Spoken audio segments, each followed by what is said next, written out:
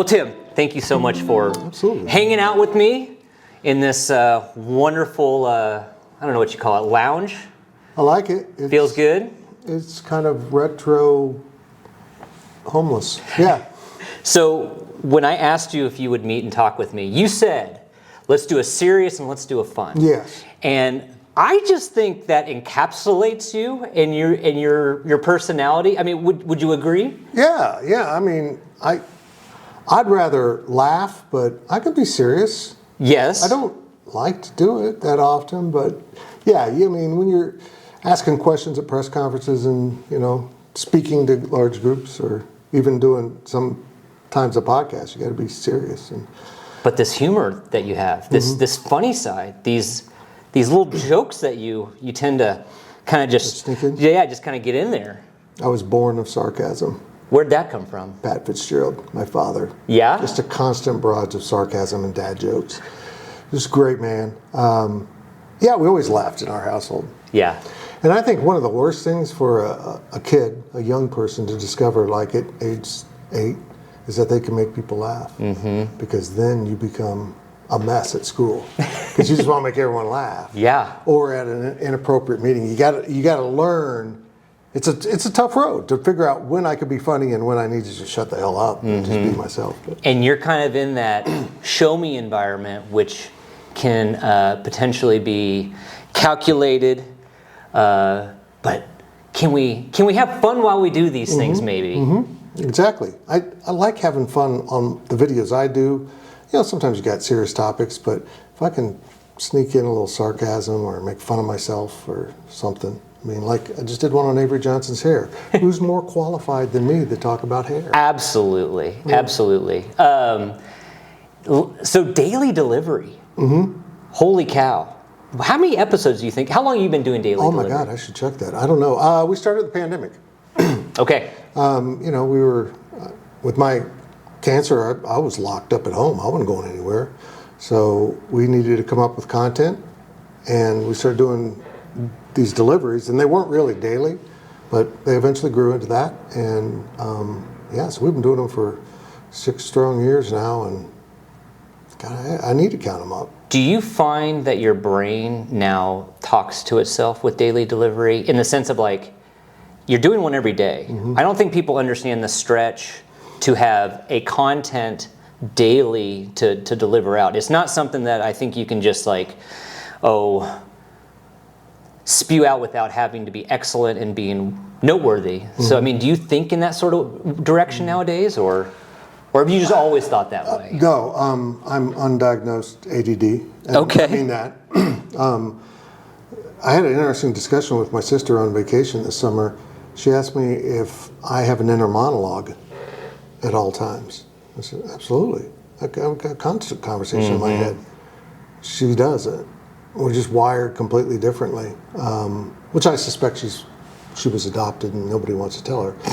But I love you, Amy.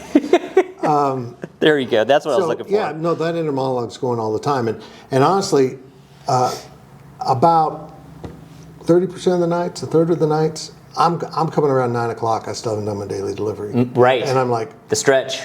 But that's part of being ADD is I got to get to the deadline to get the urgency to get it over the line. And it works. But you get so much done when you procrastinate, right? Like you just start thinking about cleaning your car before putting out the daily delivery. Yeah. I know I'm kind of that way. Being ADD, it's kind of like once you lock in on a creative endeavor, you're on. Mm-hmm. You're on. And it worked great when we had a magazine because I would literally sit at my desk for an 8-hour shift, get up, go bathroom, maybe 16 hours, depending on where we're on the production. Wow, you could grind. And grind endlessly, creatively, doing Photoshop, intricate stuff at 4 in the morning.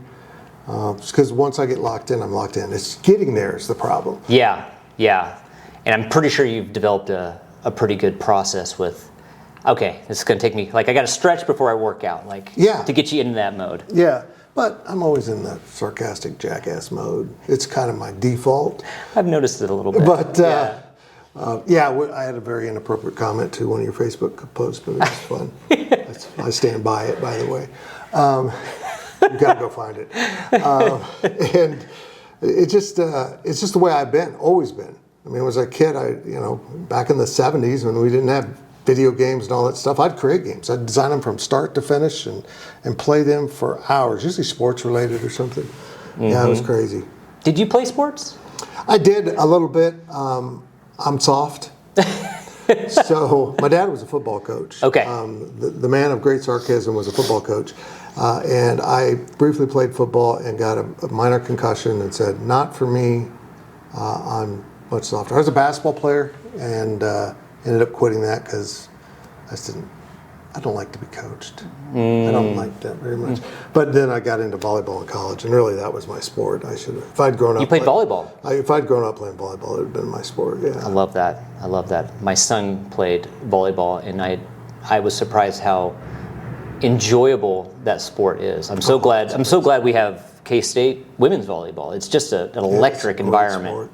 Great, and the new arena is great too. It's crazy good. It's I mean, we all miss Bramlage, right? Or not Bramlage. We all miss Ahern a little bit. But I'm glad we have AC now. Well, it's funny. I miss Ahern for what it was, not what it became. I wish I could go back to the 70s and watch Jack Hartman coach again, but that's all gone. So, is there ever a chance? No. Bramlage would go away and we go back to on-campus basketball. I wish, I've talked about this a lot on my videos, and Bramlage was voted on with my generation. We were the ones who approved it. Mm-hmm. Oh, so you're to blame. Exactly. Okay. We were lied to from beginning to end what Bramlage Coliseum would be. We were lied to about what it would cost to renovate Ahern. They just had decided they wanted a new facility. Mm-hmm. And it was a drastic mistake. You just look at the timeline of Kansas State basketball. It just steered south when Bramlage opened. I remember a few games. So, I was born in '81, so I got to see a few Ahern Fieldhouse games. And, yeah, I mean, you talk about, like, living in a Hoosier movie of just, like, hey, you're walking under these stands, and it's just loud, and it's just a fun Fieldhouse. I wish that we had that nostalgia back, but it is what it is. Yeah, I wish we'd renovated it and turned it the opposite way so that the court ran, east-west. I wish that we'd done that, but we didn't. We voted on Bramlage. They built a shell of what we approved. I mean, it's not nearly anything like the facility we voted on. I think as the fan, we get the luxury of saying, okay, it's just sports. Mm-hmm. Just relax, Fitz. Like it's not that big of a deal. But the reality is there's coaches, there's income, there's people's lives on the line. I mean, is it hard for you to relax in your position sometimes? Oh, yeah. I mean, people are always like, why are you critical or whatever? I'm like, well, this is my income. This is my, how these teams do is related to how I do. Mm-hmm. We started our business in '98, which was a great year to start a magazine about K-State sports, and eventually became a website. And I still wonder if they'd won the national championship in 1998, what would my business be like? What would Kansas State be like? Because it would have changed a lot of things. Certainly the national perception. So, but yeah. Yeah, it means a lot. There's a lot, I think, that fans don't really know what goes on in those complexes and how intense and how important it means to so many people, especially now with all the players in the NIL. I mean, do you feel like that has just heightened the soul? Does it make it any less of a K-State brand with that going on right now? I think so. I think this has been one of my pet peeves is the combination of NIL and online classes. Players are coming here for the money, not for the school, and taking online classes for the most part, and hardly ever stepping on campus and meeting their fellow students. They're not invested in Kansas State or any other school they do that at. They're just there as an employee that plays basketball and really doesn't connect fully to the student body. And I think as a coach, you need to have your players face the students after a loss or a win. They need to learn the value of what they're doing to the community. And I think that's been missing. And I think it's shown up on the product, certainly the basketball field. And no way to rewind the clock. No way to get us back into that area. No, it's the courts have done this, and They're correct with, it's created chaos. They're correct. The NCAA never had any business limiting anyone's rights to their own name, image, and likeness is what NIL's for. I mean, some of the cases have been comical. A kid a walk-on at SMU selling shirts with his face on it got sued by the school. Right. It's his face. Right. Jeremy Bloom was an Olympic-level skier and professional playing football at Colorado and got told, well, you're ineligible for football because you're a professional skier. Now these things have all changed. Now we're seeing the money. And they got rid of that. If you're professional in one, you're not professional in everything. But it's just absurd. They had no right to be doing that. And I'm actually surprised it took this long for a court to throw it out. It's interesting when you still hear the, I think the old guard of K-State fans or just sports fans go, well, yeah, they're going to K-State for tuition. They're getting school for free. Right. And you talk to how hard these guys work, and are they even going to school? I mean, is the question. I mean, they are demanded Derek, to be. We're getting there. We're getting there where they're not going to be students. Yeah. It's moving there. Right. Just minor league sports. Mm-hmm. Yeah. Tell me that time in your career, that euphoric moment that was maybe the pinnacle of being a Wildcat fan. Well, my experience is so different because I've been in journalism since I worked at the Collegian. I haven't been a fan at a game, a K-State event, since my sophomore year. Interesting. Explain what that means. What do you mean? What do you mean by that? Well, when I'm at a game, I'm in a press box, which is a working environment, no cheering allowed.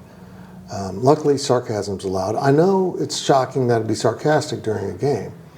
But yeah, it's a stoic environment. Yeah. And it's a working environment. It's supposed to be respected. Some people don't as much. Luckily, the folks at K-State try to really enforce that because it's very annoying to have people cheering in your workplace. Is what it is. So yeah, I don't tailgate. I'm going to work. I don't. So it's been a while for that moment. I've never tailgated at a K-State event. Not once. Wow. I've never wall-bashed. None of it. Sir, yeah, I know. We got to get you one of these moments. I know, but it's when I'm at an event, I'm working. I'm there for a job, and just little subtle things. There's common courtesy in the press box where if you're covering a school, you're not wearing the school colors. Mm-hmm. That's certainly true if you're purple. Apparently, it's not as true if you're blue, or a more common color. But yeah, so you don't wear team gear. You don't even wear your work gear that's purple. You've got neutrals, grays and stuff. So yeah, it's a completely different experience. But back to your question. Yes. 2003 Big 12 championship. Because my view of this was completely different. It's of the press box view. And I'm in this press box with very famous national media as well as all the local media from the two schools. I've never met a media contingent more bought into their team they covered than the Oklahoma media was that year. It was the greatest football team ever put together, potentially. And a lot of these people acted like they were part of it, which is, you're not part of it, you're covering it. Mm-hmm. And it probably was their alma mater, so that's the connection. But to watch their slow mental decline and meltdowns in that press box was a thing of wonder. Because I had guys to my right, and you could hear them. Oh, yeah. The first touchdown, Oklahoma scores. Oh, we're going to blow them out. Here we go. Yeah, here we go. And then K-State takes a lead, and they're like, oh, we'll be fine. And then after halftime, when all hell broke loose again, and K-State stretched it out, you could just hear the meltdown. The national media had pre-written their stories for the college, whatever the college football BCS was or whatever at the time, and they had Oklahoma winning. Mm-hmm. And you can hear Stuart Mandel and Dennis Dodd, I got to change my story. That K-State's going to win this game. And I remember the day before the game walking into the media room at a hotel on the plaza where you got your credentials, and Stuart Mandel was working in there. And my friend D. Scott Pritchett, who now works for athletics, was with me for 20 years. Asked him for a score prediction. He said 35-7. So when I was leaving, he asked me what I thought. I said, I don't know what the score will be, but K-State's going to win. He goes, what? I go, I've never covered a team better prepared than this team is for this game. He just laughed at me. I mean, he was a dick. Still think he is to this day. Sure. And he probably thinks I am too, because when I left the press box that Saturday night, I said, Stuart, great score prediction. Just to let them know. Woo! That's a moment. So, but that was incredible. That moment, and then the Oklahoma bombing thing, which was absolutely surreal moment in my career, and still would be a great documentary. So I got to experience Norman one time. It was when Colin Klein beat Oklahoma, and gosh, was there there were some fumbles in that game, or there was just a lot of like They always were chaotic. close turnovers. But Colin Klein was able to just barrel through. But to kind of add to what you're saying, I remember being in the stands in Norman, and they haven't seen many losses with Bob Stoops in Norman for quite a bit of time. Yeah. I mean, we're talking maybe 3 or 4 home losses in a 10-year period or something like that. And yeah, those, I don't know what the press box was like, but the fans were acting as if I don't know how to deal with this. Yes. I don't know how to process what we just saw. This isn't in my recipe of how I run my life. This is a win. We go home, we celebrate. But yeah, it was very interesting to see that. the Bill Snyder process of building this program was slow. I mean, you can't do that anymore. Everything's changed. Right. He didn't go to a bowl for until his 5th year. No. There's not many programs that allow that now. But for a big part, many of the old Big 8 schools, Missouri, Colorado, Nebraska, to start with, never accepted it.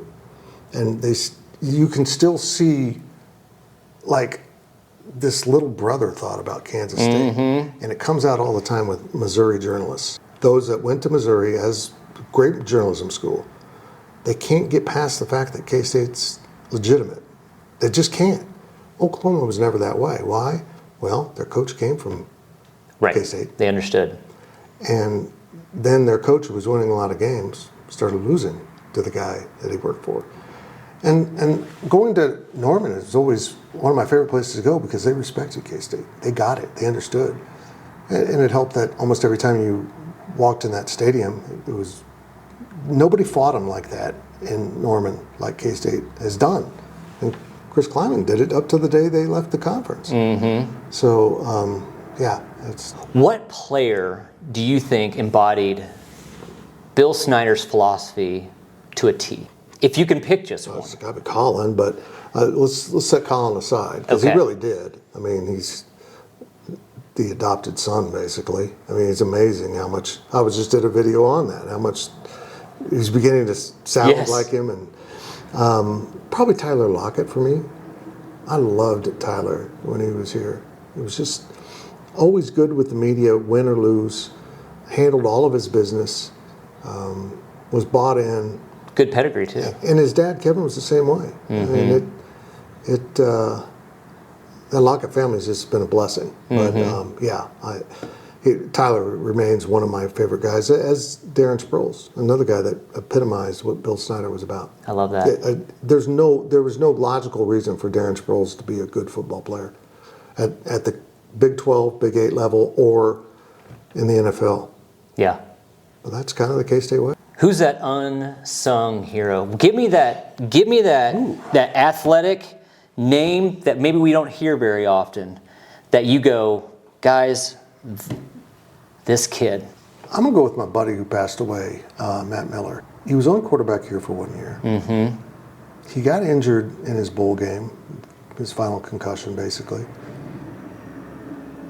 But he was a transfer, came in from outside, adapted. And what he brought to K-State, and keep in mind, he followed Chad May. Young fans don't understand this. When Bill Snyder arrived, he wasn't doing the quarterback run game. Quarterbacks ran, particularly the option at the goal line, because it was almost impossible to stop.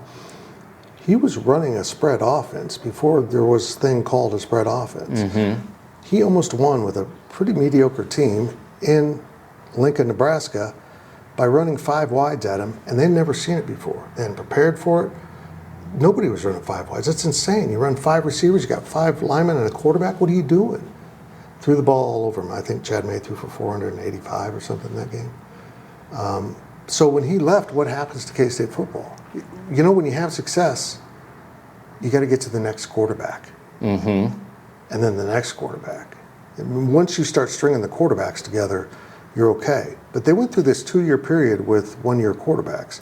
And Matt came in, and it had kind of put the quarterback run game into Bill's head a little bit more. Now, Brian Cavanaugh took over, and he was a pocket guy. So when Michael came in, though, he had already started scheming some running things, going back to Matt Miller, and then he just totally said, I'm changing my offense to this quarterback run game that now is called the Wildcat formation, but it wasn't a receiver or running back. It was the damn quarterback who was basically a running back with the strongest arm I've ever seen. So, yeah. Love that. What was the toughest time to call yourself a Wildcat? I was embarrassed by the stuff John Curry did. Good answer. I was just really embarrassed by un-K-State-like behavior from the very start. I had a good friend that worked up there. It was the finance guy. His name was Bob Cavello. Super guy. Straight as an arrow. Got fired immediately by John Curry and walked out with armed security. What's Bob going to do? I mean, it was just that kind of flexing that he had to constantly do. And eventually it led to him firing Frank Martin and put us where we're at right now. Yep. He didn't fire him. He ran him off. What K-State coach would you have liked to have interviewed, and what would you have asked him? Oh, Vince Gibson. I don't think he was wired right. I'm not wired right. Okay. I don't know where that interview would have gone. Certainly wouldn't have been usable in the 60s or 70s. Probably now, but I wouldn't want that discussion out. I don't know. He was, that guy lived by his own rules. He was just, we're going to win. That's how bad football was, though. The guy went like 6-5, and people wanted to build a statue. I mean, it was incredible how pitiful. But every time we got close to winning, the president would screw it up. Constantly. How? Well, you go back to Pappy Waldorf, who won the Big Six title, the first. You're educating me. First conference title, in like 34. He stayed 1 year because the president said, "Oh, you're not going to get any more money for your staff." And then Bill Meek comes along in the 50s, and you look at he's got a couple seasons where they got above water. And he went to President McCain, and President McCain literally told him, "What do I have to gain from football? I could plow that into an ag field." Okay. Gone.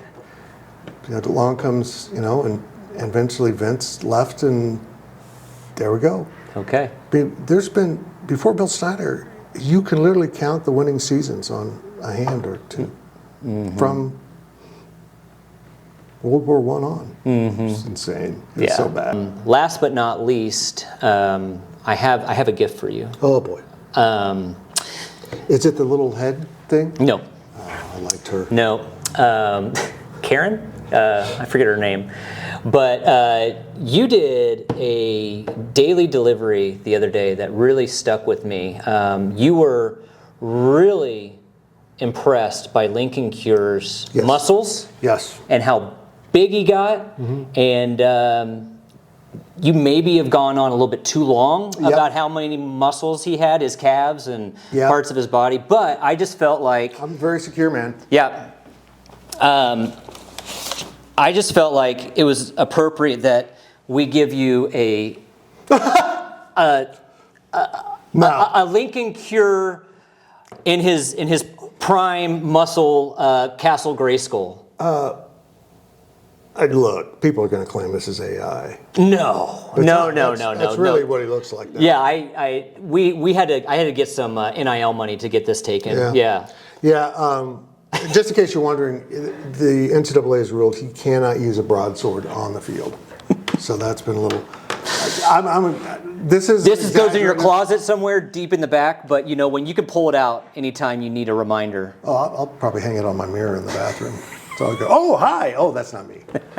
Honestly, that dude, that transformation from, because remember he wasn't here for the spring last year. He wanted to do high school track, set the state record. He wanted to do that, which I admire.